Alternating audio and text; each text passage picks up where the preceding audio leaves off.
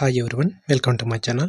In this video, let us discuss profit and loss ಅಲ್ಲಿ ಬರುವಂಥ problem. Very important problem ನೋಡಿ ಇಲ್ಲಿ.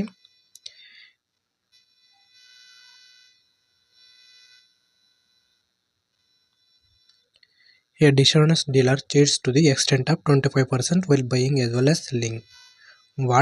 What is his actual profit or loss percent find out ಮಾಡಬೇಕು. ನೋಡಿ ಇಲ್ಲಿ, by ಮಾಡುವಾಗ 25% ಜಾಸ್ತಿ ತಗೊಳ್ತಾನೆ ಮತ್ತು ಸೇಲ್ ಮಾಡುವಾಗ 20% ಕಡಿಮೆ ಸೇಲ್ ಮಾಡ್ತಾನೆ.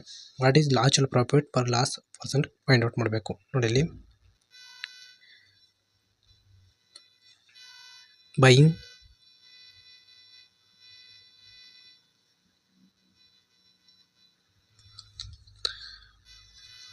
ಬೈ ಮಾಡುವಾಗ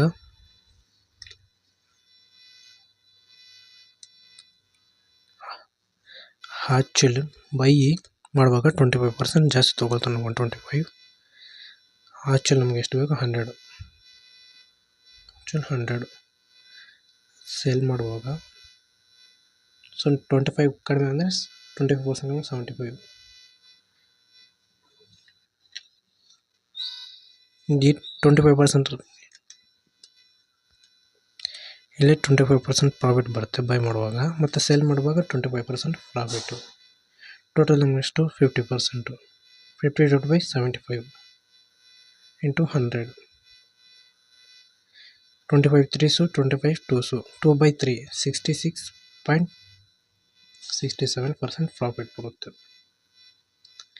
ಇದು ಇವತ್ತಿನ video. Thank you friends for watching.